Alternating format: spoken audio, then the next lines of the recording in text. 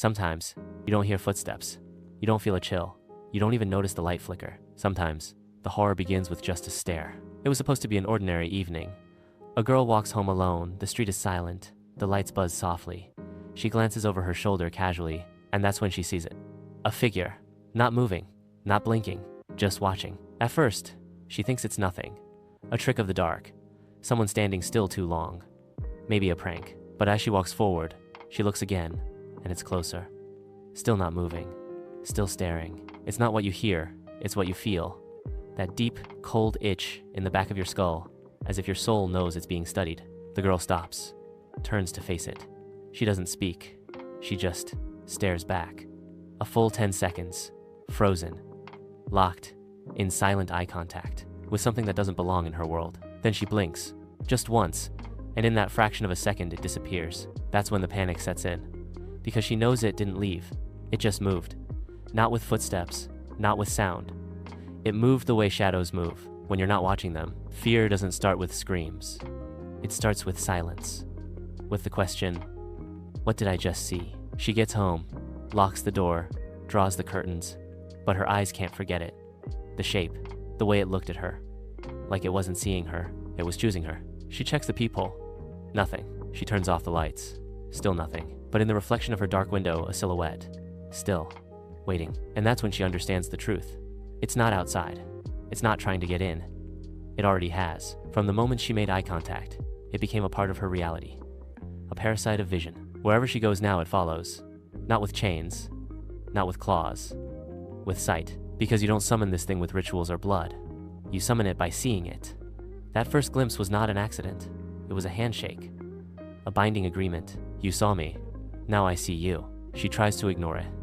Pretend nothing happened. But every time she blinks, every time she closes her eyes for even a second, she feels it getting closer. Her phone camera glitches. Mirrors freeze her reflection. Strangers don't recognize her for a second longer than they should. Reality is warping, because she looked into something that was never meant to be looked at. That's the curse. It doesn't kill you fast. It makes you live under its gaze. It's no longer about running, or hiding, or screaming. It's about not blinking, not flinching, not breaking eye contact with a nightmare that feeds on the moment your focus breaks. And now, it's too late for her. But for you, you're just hearing the story, right? So tell me, when was the last time you felt someone watching you? Because if you just looked away to check, you've already made the first mistake. There's a reason every culture fears the eyes. Not the hands, not the voice, the eyes. They say the eyes are the windows to the soul. But in ancient lore, they're not just windows, they're doors. And doors, once opened, don't always close. In the oldest shadow rituals of the world, from the Middle East to South America, from African tribal warnings to Japanese yokai tales, one rule remains the same. Do not meet its gaze, because when you do, you're not just looking at something, you're being seen. And not just your face, your essence, your weakness, your fear. That's how they choose their victims. Not by sound, not by movement, but by eye contact. It's permission, it's submission. It's a handshake in the dark with a thing that doesn't need words. In this story, she didn't touch a Ouija board. She didn't chant a name. She simply looked, and that was enough. The thing in the alley, the figure that didn't move, wasn't there to chase her. It was there to wait, to watch, to be seen. Because eye contact is invitation. In demonic folklore, many spirits don't attack until they've made the connection. The moment you lock eyes even across a mirror, even in your peripheral vision, you become marked. And the entity begins to feed, not on your flesh, but on your perception. It changes what you see. It becomes what you see. It hides behind blinking, behind shadows, behind the flicker, between one moment and the next. And every time your eyes dart, it grows closer to your center, to your sanity. In the girl's case, the connection deepened every time she remembered it. Every time she replayed the image in her head, she was feeding it. Because even memory is sight. Even imagining it is looking again. And that's where the horror becomes psychological. Because now, she couldn't stop thinking about it. Couldn't stop seeing it when she closed her eyes. Couldn't stop watching the darkness, wondering if something was watching back. And it was, because once it sees you, it doesn't forget. Why do you think blindfolds are used in spiritual warfare? Why do you think ancient shamans warned, see the spirit, and it sees you? It's not superstition. It's protection. Because the gaze isn't passive, it's a two-way gate. In this film, that truth becomes unbearable. The girl learns that eye contact was the ritual, that the horror didn't need blood, it needed belief. And belief began when her eyes opened in the wrong direction. So when people say, "Don't look away," they think it means, be brave, hold steady, stand strong. But in this story, it means something else. You're already being watched. And if you look away, here's the worst part. The thing isn't just out there anymore. It's inside every reflection, every camera lens, every pupil that looks into yours too long. So the next time a stranger holds eye contact longer than normal, ask yourself, are they curious? Or are they opening a door? Fear doesn't always scream. Sometimes it whispers, not in the dark, but inside your mind. The moment she saw it, her world began to change, but not with ghosts flying across rooms, not with blood on the walls. No, the terror started in her thoughts. She began to question herself. That figure, was it real? Did it move? Was it staring at her? She played it back 100 times in her head. The memory wasn't fading, it was looping. Over and over, like a curse. And that's the first symptom, repetition. The brain trying to solve something it was never meant to see. Soon, sleep became impossible. Every time her eyes closed, she felt it moving closer, not in the room, but in her awareness. She would wake up gasping, drenched in sweat, not from nightmares, but from the feeling that someone was still in the room with her. But there was no one, or worse, there was. The human brain is built for patterns. It looks for logic, for explanation. But when fear breaks the pattern, the brain turns on itself. She started hearing things: soft footsteps when the floor should be silent, faint breathing when her room was still.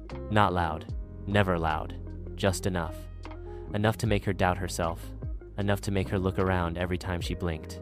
And every time she did, she found nothing, which made it worse, because she started to wonder, what's more terrifying, seeing it or not seeing it anymore? She isolated herself. Friends thought she was paranoid. Family thought she needed help. But how do you explain something that lives in your eyes? In your reflection? In the split second between two blinks? Fear rewrites the mind's rules. It edits your reality until everything you see feels off. Mirrors froze her reflection. Security cameras lagged around her face. Screens glitched when she stared into them too long. She wasn't just seeing horror. She was becoming its focus. And still, the rule whispered in her head, like a metronome, "Don't look away. Don't look away. Don't look." But she had to. Her eyes burned. Her will weakened. Her mind frayed. Fear isn't a monster. Fear is a slow unraveling, a peeling of reason, thought by thought. Eventually, she couldn't tell the difference between what she feared and what she was becoming. She would see her own reflection, but feel like she was being watched from behind her own eyes. That's the true curse. When fear isn't about something chasing you, it's about not knowing who you are anymore. The thing didn't have to touch her. It just had to be seen. And once it was seen, it burrowed in her mind like a splinter of shadow. No medicine could treat it. No priest could cleanse it, because the infection wasn't physical. It was psychological. It was belief. It was fear, doing what fear does best, convincing you that you're already dead. And that is when the mind finally gives up. Not with a scream, but with a stare. A final moment of broken silence, eyes wide open as the last piece of thought blinks and never comes back. Every nightmare has rules. Not written, not spoken, but followed or broken at your own risk. This horror didn't need candles or chants. No Latin, no ancient book, no blood sacrifices.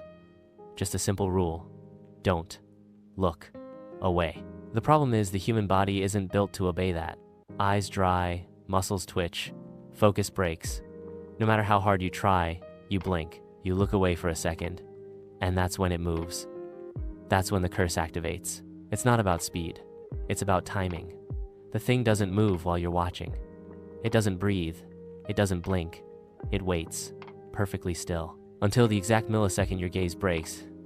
Then it's somewhere closer. Much closer. She learned this the hard way. The first night, she dared herself to test it. She sat in front of the mirror, face to face with the reflection that didn't belong. She stared. Minutes passed. Then her vision blurred. Her throat tightened, and she looked away just to rub her eye. In that fraction of time, the reflection smiled. Her real face didn't move, but the mirror version grinned. That was the moment she understood. This thing follows the rules, but only so it can punish you for breaking them. The curse isn't random. It's precise, ruthless, measured by how well you obey fear itself. You stare, you're safe. You blink, it moves. You turn your back, it's behind you. It's not chasing. It's waiting for you to fail.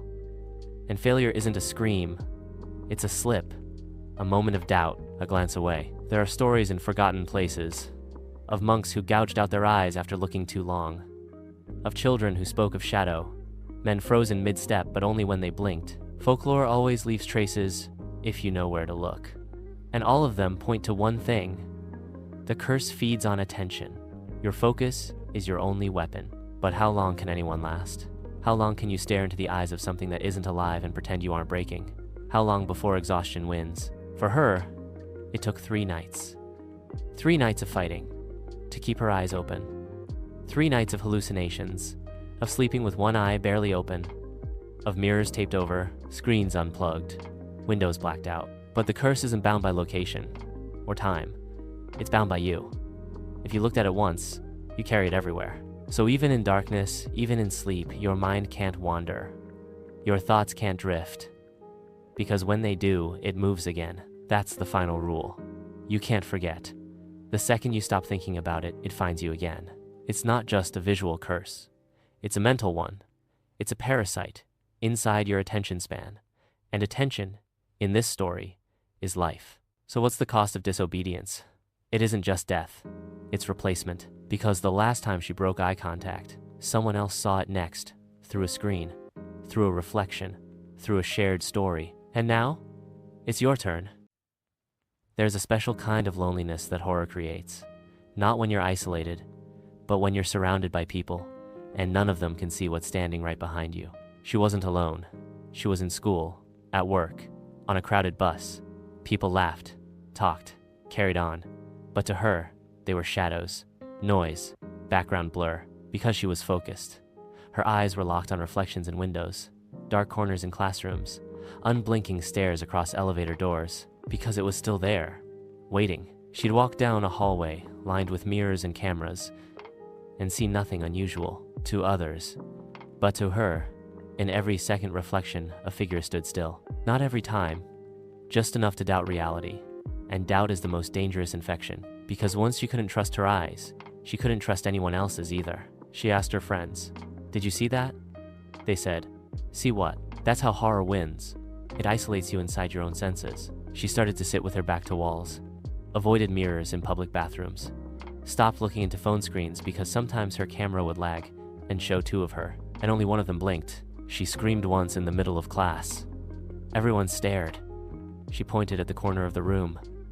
Empty. They laughed. But she wasn't crazy. She saw it.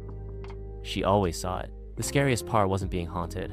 It was being haunted alone, with no one to believe you, no one to save you. She begged her parents to remove the mirrors, to cover the screens, to stay awake with her. But after a while, they stopped listening, because they couldn't see it, so they thought it wasn't real. But that's the nature of this curse. It doesn't want to be believed. It wants you alone, and staring, and afraid. She tried video calling a friend just to have someone there, to share her screen, to share her fear. Her friend laughed at first until the screen froze, and for one horrifying second, the girl on the screen blinked, but her reflection didn't. And just like that, her friend hung up and never called back. Now even her connections were severed, because the moment someone else sees it, they risk being claimed. So she stopped trying to warn people, stopped trying to prove anything. She just sat, in silence, alone in a crowded world. Have you ever sat in a packed room and still felt like you were the only one living in a nightmare? She wasn't alone because no one was around. She was alone because no one could help, no one could understand, no one else had seen it. And that's how it wins, by forcing you to stare endlessly into something no one else will acknowledge. You're surrounded by people, but to them, you're invisible, until one of them accidentally looks at the same thing you did. And then, you're not alone anymore. But it's too late, because the room is never really full of people. It's full of eyes. Some of them are watching you, and one of them isn't human. Every horror has a final moment. A scream, a shadow, a silence. But the most terrifying endings don't feel like endings at all. They feel like beginnings. Yours. She had done everything right. Followed the rules, stared when it appeared, never blinked for too long, never broke the gaze completely. But fear doesn't care about how hard you tried. It only waits for the one moment you didn't. It was the fourth night. She was exhausted. Her eyes were dry, red, barely open. She sat in the corner of her dark room, mirror across from her, its surface dim and motionless. Then the power flickered. Not off, just enough. Enough for the screen in her hand to glitch. Her reflection vanished for a frame, and in that frame, she blinked. And that's when it moved. Not in the mirror, in the room. She gasped, scrambled for the light, but the bulb sparked and died. The silence in that moment was deafening. No footsteps, no breathing, just the awareness that she was no longer alone. The final scene wasn't a jump scare. It wasn't gore. It wasn't loud. It was her face. Eyes open, mouth slightly parted, but frozen, like something had reached into her and turned her off from the inside. And then, her phone buzzed. A message sent from her account. To you, just a link. No caption, no context. A video file titled, "Don't Look Away, MP4. That's how the curse spreads now. Not through mirrors, through screens, through views, through watch time. If you've made it this far into the story, if you're still listening, still watching, then maybe you've seen it too. Not in the room, but in the corners of your screen, in the reflection behind you, in the silence that suddenly feels heavy. Maybe you paused the video and looked over your shoulder. Maybe you didn't. But now that you've imagined it, visualized it, you've opened the door. That's the twist. The story doesn't end with her. It begins with you. You thought this was just a tale, a script, a performance. But these words were more than narrative. They were invitation. Now, the only rule that matters is one you already know. Don't look away. If your camera lags later, if your reflection flickers strangely, if your eyes feel tired, more tired than they should remember this moment. Because the thing doesn't knock. It doesn't call out. It just watches. And the moment you forget that, it moves. She tried to leave you a message, a warning, a final whisper through the pixels. If you're watching this, it's already watching you. So this isn't the end. This is the passing of the curse. The next chapter. And all that's left now is a single question. Are you still staring? Or did you just look away?